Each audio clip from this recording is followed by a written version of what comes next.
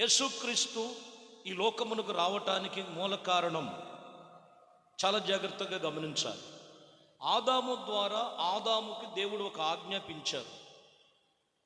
అందులో మూడు విధమైనటువంటి ఫలములు ఉన్నాయి. మూడు విధమైనటువంటి ఫలములు. ఒకటి ఆహారానికి మంచిదనేటువంటి ఆహారానికి మంచి ఫలములు ఇచ్చాడు. రెండు మంచి చెడులు కలిగిన ఫలాలు ఉన్నాయి. మూడు జీవవృక్ష ఫలం ఉన్నది. ఈ రెండింటిని ఆజ్ఞాపించలేదు, కానీ ఆహారమునకు మీకు కావలసినది మాత్రమే తీసుకోమని చెప్పాడు. ప్రభు చెప్పాడు, ఇది తినిన మరుక్షణమే నిశ్చయముగా నేను చెప్పినది చెయ్యకపోతే, నువ్వు తినద్దన్నది తింటే నిశ్చయముగా చచ్చదు. వాస్తవానికి ప్రభు చెప్పినటువంటి మాటల్లో ఆయన పాత నిబంధన ప్రారంభ దినాలలో మనం గమనించినట్లయితే యేసుక్రీస్తు ఆయన మరి తండ్రి అయిన దేవునిగా ప్రత్యక్షమయ్యి ఆయన చెబుతున్నటువంటి మాటల్లో ఇదిగో ఈ ఆజ్ఞ. కొందరికి తెలియక ఆ రోజు మంచి చెడులు కలిగిన ఫలం లేకపోతే బాగుండేదండి, మనిషికి పాపం వచ్చేది కాదు. ఇంకా చెప్పాలంటే అసలు సర్పాన్ని పుట్టించకపోతే, అసలు సర్పం సాతాను కాదండి, సర్పాన్ని సాతాను వాడు ఎంచుకున్నాడు, ఆడంతే. హల్లెలూయా. చాలా జాగ్రత్తగా గమనించాలి.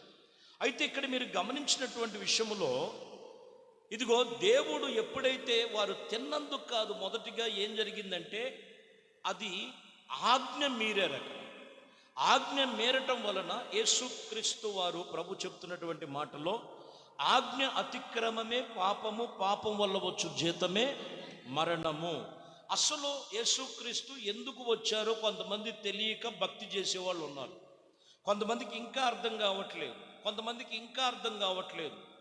ఈరోజు అర్థమైనటువంటి రీతిగా మనము ఆయన సస్యరుడిగా ప్రత్యక్షమాయను. హల్లెలూయా. ఒకటి, ఎందుకు ఆయన వచ్చి ఉన్నారంటే పాపము నుండి విడిపించటానికి వచ్చాడు. రెండోది, ప్రతి పాపమును మోసుకొని పోవచ్చున్న దేవుని గొర్రె పిల్లగా ఉన్నాడు. అర్థమవుతుందా? ఆదాము ద్వారా పాపం వచ్చి ఉన్నది. యేసుక్రీస్తు ఆయన భుజముల మీద రాజ్యభారములు ఉండును అని యెషయా ప్రవచనములు చెప్పిన మాట. ఆయన భుజముల మీద రాజ్యభారములు ఉండునని, ఇదిగో ఆయన ప్రతి మానవాళి యొక్క పాపములు శిలువ మీద వేసుకొని గొల్గొతా కొండపైన చివరిగా యేసు ప్రభువారు పలికిన మాట ఏంటంటే సమాప్తమాయను. ఆయన వచ్చిన పని సంపూర్ణము చేశాడు ఆయన. హల్లెలూయా.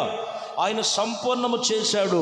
ఈరోజు ఆయన ఎందుకు ప్రత్యక్షమయ్యాడంటే ఎంత ఘోర పాపములో ఉన్నా కానీ, ఎంత శాపాల మధ్యలో చీకటి అంధకారపు క్రియల మధ్యలో ఉన్నా కానీ యేసు నొద్దకు వచ్చి నేను పాపిని, నేను బలహీనుణ్ణి ఎవరైతే ఒప్పుకొని ప్రభు సన్నిధిలో వారి పాపములు విడిచిపెడతారో ఎటువంటి పాపము నేను రక్షించడానికి ఆయన సిద్ధముగా ఉన్నాడు. గట్టిగా చప్పట్లు కొట్టాలి. హల్లెలూయా.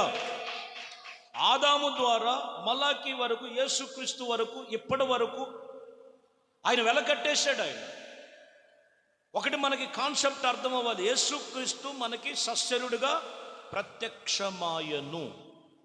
ఎందుకు ప్రత్యక్షమాయను? మీకా పుస్తకం 5వ అధ్యాయము 2వ వచనాన్ని చదువుతున్నాం. ఓల్డ్ టెస్టిమెంట్, పాత నిబంధన.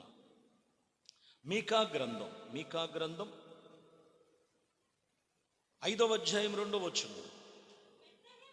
బెత్లెహేము ఎఫ్రాతా యోధా వారి కుటుంబములో, ఎలాంటి గ్రామం అంటే ఇది స్వల్ప గ్రామమైన నా కొరకు ఇశ్రాయేలును ఏలుబోవాడు మీలో నుండి వచ్చును. పురాత కాలము మొదలుకొని శాశ్వత కాలం వరకు ఆయన ప్రత్యక్షమాయను.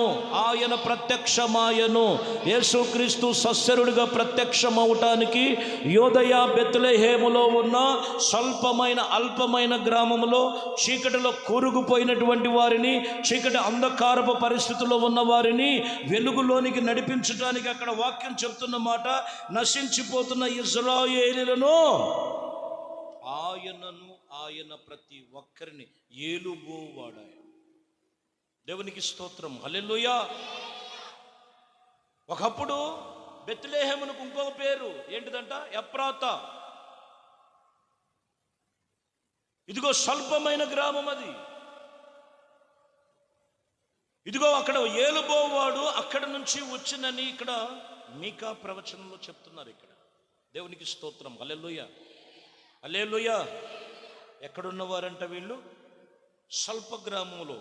పురాత కాలము మొదలుకొని శాశ్వతం వరకు, అంటే ఇప్పుడు కాదు, యేసుక్రీస్తు రెండో రాకడ వచ్చేంత వరకు కూడా, శాశ్వత కాలము వరకు కూడా ఆయన ప్రతి ఒక్కరిని విడిపించడానికి యేసుక్రీస్తు ఆయన సశరీరుడిగా ప్రత్యక్షమాయను.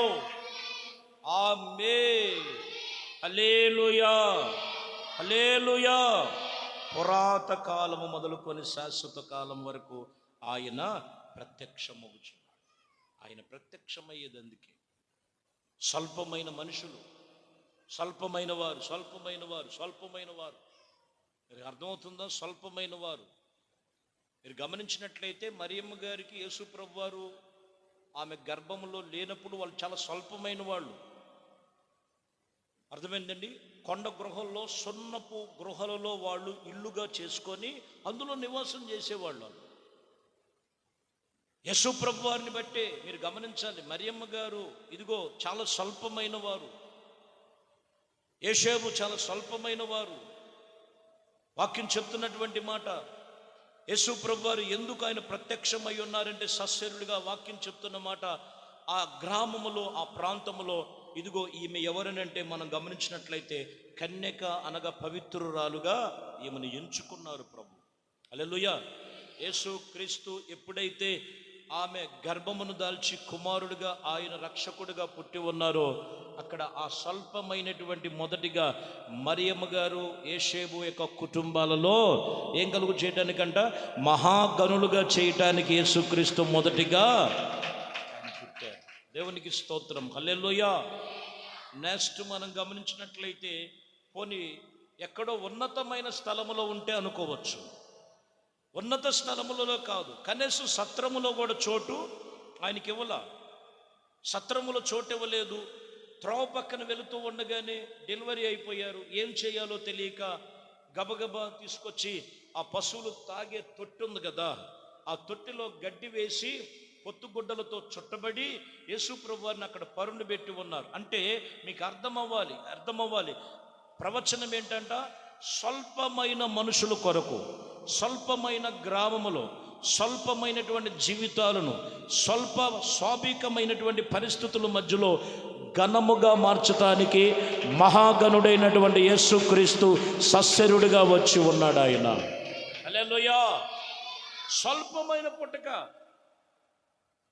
రెండోది మీరు గమనించినట్లయితే గాబ్రియేలు దూత కూడా వచ్చేవరకు చెప్తున్నారు. ఎక్కడున్నారు వీళ్ళు? గొర్రెలు కాచుకుంటూ కూర్చున్నారు వీళ్ళు. హల్లెలూయా. ఆ మాట ఈ మాట, ఈ మాట ఆ మాట చెప్పుకుంటున్నారు. Praise the lord. Hallelujah, hallelujah. దావీదు అక్కడ ఏమంటున్నారు? అక్కడ వాళ్ళు గొర్రెలు కాచుకునేటువంటి వ్యక్తుల దగ్గరికి వచ్చి ఒక్కసారి వెలుగొచ్చేసింది అక్కడ గాబ్రియేలు దూత రాగానే. దావీదు పట్టణమందు నేడు లోకరక్షకుడు పుట్టి ఉన్నాడు, ఈయనే ప్రభు అయిన క్రీస్తు, ఇదే మీకు ఆనవాళ్ళు. ఆయన ఎవరనంటే సర్వోన్నతమైన స్థలములో దేవునికి మహిమ, ఆయనకి ఇష్టలైన మనుషులకు భూమి మీద సమాధానము కలుగు చేయటానికి ఆయన లోకమునకు వచ్చెను. గొర్రెల కాపరులందరూ భయపడిపోతున్నది. వీళ్ళు ఎవరంట చెప్పండి? స్వల్పమైన వాళ్ళు. Praise the lord. హల్లెలూయా. కొంతమంది అనుకుంటుంటారు, మేము స్వల్పమైన వాళ్ళం, అల్పమైన వాళ్ళం, ఎందుకు పనికిరాని వాళ్ళం, మమ్మల్ని అంగీకరిస్తారంటే ప్రభు అంటాడు, నీకోసమే వచ్చాను అంటాడు ఆయన. హల్లెలూయా. నీకోసమే. ప్రతి మనుషుడు, ఈరోజు గొప్పవారు ఎవరు లోకములో లేరండి. దేవుడిచ్చే అనుగ్రహాన్ని పోగొట్టుకోవడానికి బొత్తిగా ప్రతి ఒక్కరు కూడా దేవుడు ఆజ్ఞ తప్పిపోయిన వారై ఉన్నారు. దేవునికి స్తోత్రం. హల్లెలూయా. పురాత కాలం మొదలుకొని శాశ్వత కాలం వరకు ఇదిగో ఏలుబోవాడు, ఆయన సర్వశక్తిమంతుడు, ఆయన సశరీరుడిగా ప్రత్యక్షమాయను.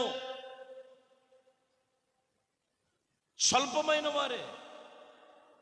అందును బట్టి ఈరోజు వాక్యం చెప్తున్నటువంటి మాట, క్రిస్మస్ వస్తే అర్థమైందండి, జ్ఞానులను జ్ఞాపకం చేసుకుంటారు, గొర్రెల కాపరులను జ్ఞాపకం చేసుకుంటారు, మరియమ్మ గారిని జ్ఞాపకం చేసుకుంటారు, యేసేపుని జ్ఞాపకం చేసుకుంటారు. దేవునికి స్తోత్రం. హల్లెలూయా. ఈ నక్క ఉన్నాడు కదా, నక్కను కూడా జ్ఞాపకం చేసుకుంటాడు. ఎవరా నక్క? హేరోదు రాజు. హల్లెలూయా, హల్లెలూయా. అర్థమైందండి?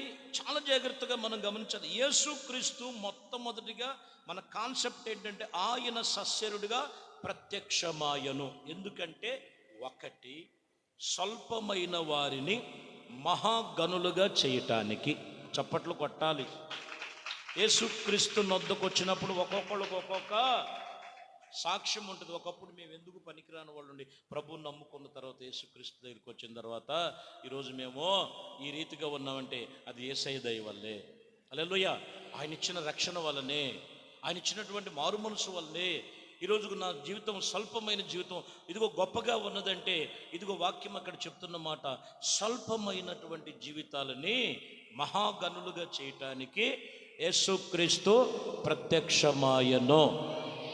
రెండో మాట హెబ్రీయులకు రాసిన పత్రిక 9వ అధ్యాయము 28వ వచనం. 9వ అధ్యాయం 28వ వచనం. అలాగునే క్రీస్తు కూడా అనేక పాపులను భరించుటకును ఒక్కసారే అర్పింపబడి తన కొరకు కనిపెట్టుకొని ఉన్న వారి రక్షణ నిమిత్తం పాపము లేకుండా రెండోసారి రాబోతున్నాడు. హల్లెలూయా, హల్లెలూయా.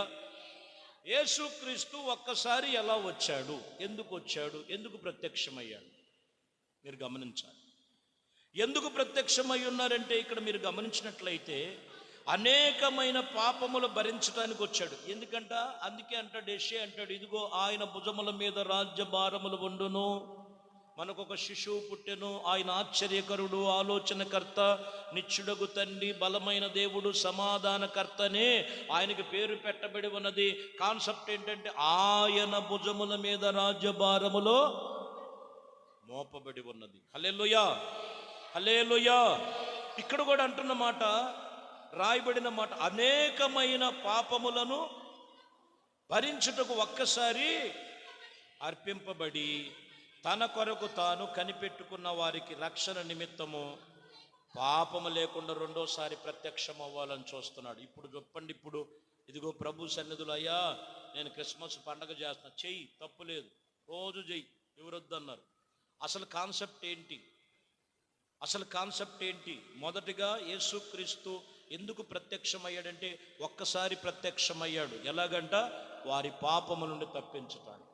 యేసునొద్దకు వచ్చి, దేవుని సన్నిధికి వచ్చి ప్రభుతో నిబంధన చేసుకొని ఇంకా పాప బలహీనతలు, వ్యసన బలహీనతలు లోకములో ఉండి ఇంకా యేసయ్యని ఎక్కడంట పశువుల తొట్టులో మనోళ్ళు రెడీ చేశారు, లోపల రూమ్లోనే పెట్టేశారు. ఈరోజు అర్థమైందని బొమ్మలు పెట్టి, యేసేపు మరియమ్మ గారిని పెట్టి, బొమ్మలు పెట్టి అన్నీ పెట్టారు. రాత్రి 12 అయింది అయ్యగారు అంటున్నారు వాళ్ళు. దేవునికి స్తోత్రం, హల్లెలూయా. అర్థమైందండి? ఇంకా ఏంట్రా యేసయ్యని పాకలో పెట్టారు మీరు. ప్రైజ్ ది లార్డ్, హల్లెలూయా.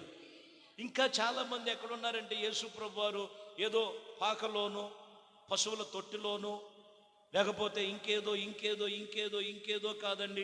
యేసుక్రీస్తు కాన్సెప్ట్ ఏంటంటే ఎందుకు ప్రత్యక్షమై ఉన్నారంటే ప్రతి పాపము నుంచి విడిపించబడాలి, ప్రతి శాపము నుంచి విడిపించబడాలి, ప్రతి ఒక్కరు రక్షించబడాలి, కుటుంబంలో ఉన్నవారందరూ రక్షించబడాలి, సర్వ మానవాళు రక్షించబడాలి.